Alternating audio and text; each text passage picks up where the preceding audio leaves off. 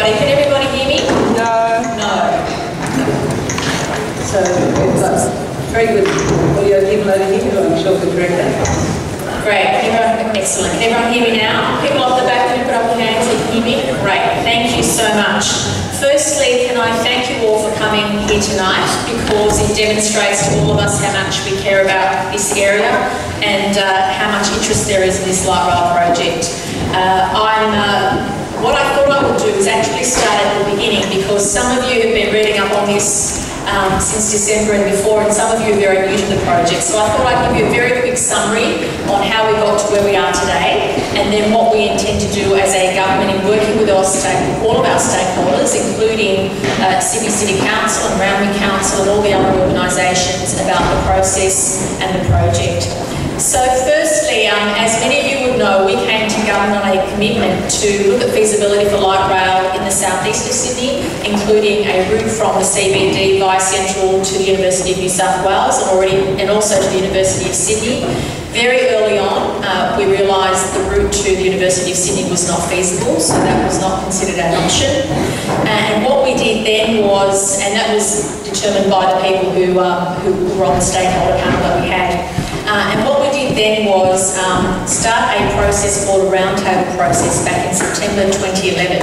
And hopefully most of you got this A3 sheet at the door, but this A3 sheet at the door talks about all the options that the roundtable looked at and why certain options were eliminated. And it talks about why the Devonshire Street option was the best option, is the best option for LightRail. Now, I just wanted to go through very quickly some of the benefits of LightRail, because the overwhelming feedback I've had from people is, like me, they're excited about the project, but obviously worried about what it means for them and their immediate community. So what I want to assure everybody is we understand that we have a community here in this room and outside this room that care very much about public transport, care very much about their local environment, and my job is to make sure that we mitigate the disruption during construction and after construction as much as possible. But what I'd also like to put to you tonight, which is what I do with every major project our government has started, is talk about the things I can't change, but talk about a lot of the things I can have input on from the community. And we'll go through that in detail. But firstly, in terms of the benefits of LightRail, obviously LightRail will make a huge difference to the way we move around the city in the southeast of Sydney. And in addition to the LightRail project, we will need to reconfigure all the bus routes that come to and from the city. But in building LightRail, we'll be able to remove in excess of 220 buses from the Sydney city, in addition to obviously reconfiguring a number of other routes. We'll also be able to have better event management, we'll be able to have better urban renewal, which I know the councils are very excited about, and we'll be able to provide a very sustainable and reliable mode of public transport. LightRail, compared to other modes of transport, is extremely reliable, quiet, and very friendly to the surrounding urban area. So I wanted to also touch on what we announced back in December last year. We put out a document called Sydney's LightRail Future, and this again is available for you out the front if you haven't got a copy. If you haven't read it and you're interested in the project, I do suggest you have a read of it, because it does talk about the context of the project and why we chose LightRail as a particular route. I also wanted to take a moment to discuss with you the difference between a route and an alignment. In order to get any major public transport project up as a government priority, to get government funding, an official government project, as a Transport Minister, I need to demonstrate how many people will use it, that it's actually feasible to build it, that we can afford it, and that it fits in with the local environment. And that's why, on all those counts, the Devonshire Street route ticked all the boxes. Other routes that I know the community had talked about for a long time, including Oxford Street and other routes, did not fit one or all of those criteria. And again, this A3 sheet talks about that, and if any of you have further questions on that, please feel free to ask us. So in relation to the route versus the alignment, what the government has determined is the route, but what we're doing now is going through the detailed process of the alignment. That means, for example, when you determine that LightRail goes down George Street, which part of the street, what impact will it have? That's a detailed design work we're doing at the moment. And similarly, that's the same with Devonshire Street. We know the route's going down Devonshire Street, but the actual exact alignment is what we're working through at the moment. I also wanted to touch on why we did not choose to go underground in Surrey Hills. I know some people mooted for a while the notion of having a tunnel under Surrey Hills, but there are a number of reasons we didn't do that. Safety concerns about the depth and length of the tunnel, the fact that LightRail is better above ground because that's the nature of the public transport. If you went underground, not only would you have those safety and engineering challenges, you'd also have to have huge stacks in and around Surrey Hills, which I know people, or other parts of the city, which I don't think would have been acceptable. And generally speaking, we believe very strongly as a government that not only does LightRail offer a better form of public transport, but it also offers an opportunity to actually have a lot of urban renewal around and along the route, and which is why we disregarded the tunnel. And of course, I should also say the tunnel is significantly more costly, and we believe the benefits of going above ground far exceed going underground. So I also want to make the point that any major public transport project will cause disruption during construction. I completely understand that. And for any of you who live in Devonshire Street in the room, I completely appreciate the angst that you must be going through now in relation to what would happen in your street and what it means for your own access. And that's why tonight I wanted to have a conversation with the community about the input you can have during the process. Normally, when you have a project of this scale, once you've done the detailed design work, you're able to put together an environmental impact statement and put that out to the community and have formal consultation. We're not at that stage yet, but given the level of interest and the level of, desire by the community for me to have a conversation with you directly, I've actually brought that consultation process forward by having this meeting tonight. Ordinarily, it kicks in once you've done that detailed design work, and then you can put together an environmental impact statement. So we haven't actually come to that bit yet, but what I wanted to make sure was that you knew as much as I knew, and that you knew as much or had as much detail as is available at this process, at this stage in the process.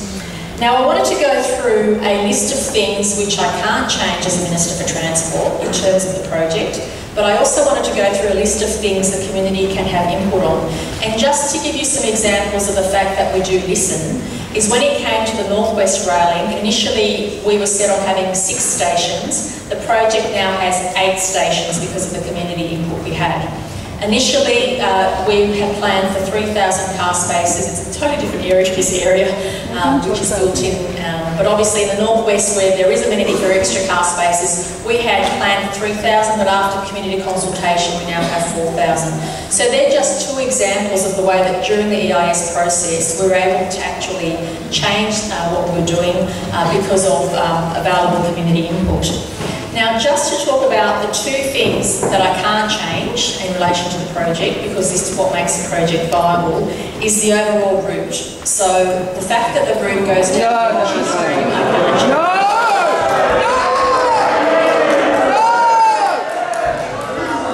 So, order, please. And again, I appreciate how upset you must feel if you live in that street, but I am being.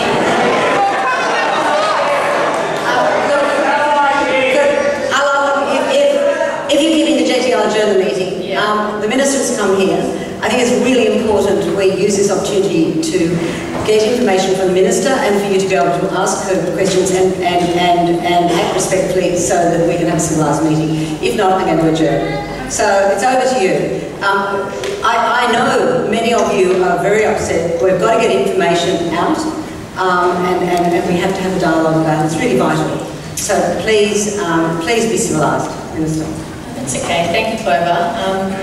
The second point was that the issue of the tunnel under Surrey Hills is something we cannot do, so we'll definitely be going above ground, and the 2 issues are connected. Now, things that the community can and will have a direct input on are firstly the location of the stop or stops in Surrey Hills. So where the stops actually go is something the community has input on.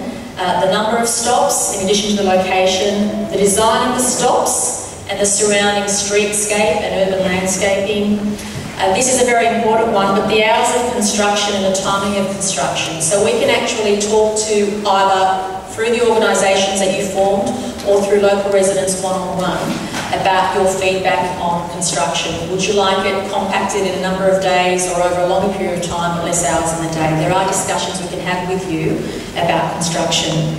How we cross Moore Park, that is above ground, below ground or at grade. So there are options there about that which the community can have input into. How we deal with parking for residents in the Surrey Hills area, and how the LightRail interacts with localised traffic, with cyclists, with buses and with pedestrians. So the last list that I've read out to you are all the options, are all the things that the community can have direct input into. And I do want to make the point that I do appreciate, contrary to assertions by some people in this room, how difficult and stressful it is if you live in Devonshire Street. But we will make this process, I will adjourn the meeting if you're... I don't have a house there. But certainly, can I just say that we would be having a similar conversation if the route was a different route. So the point is, when you're doing a major public transport project, unfortunately, it always has an impact, especially in an area as built up as our CBD. And it would be remiss of me not to make that point. But I'm not going to shy away from the fact that some of you, depending on where you live, may experience temporary angst because you live near or around the route. But obviously it's more emphasised if you do live in Devonshire Street itself. But again, even if you do live in Devonshire Street, we will make sure there is ample notice of the options, there is ample opportunity for you to talk to us one-on-one or collectively, whichever way you wish, or both. And I know that a number of my project team have actually already had some discussions with residents about the process. So in relation to the next steps, the reason why we were quite clear in announcing the route last December was some of you may have noticed people out and about doing survey work in various streets and various routes in relation to the actual alignment. And again, if you are concerned about local businesses, if you're concerned about what it means for construction along the route, rest assured they are conversations we can have with the community, and we will try and reduce the disruption as much as possible. And that does mean having one-on-one conversations, and it also means having the flexibility to alter the way we do things to make sure it is in line with the community's expectations.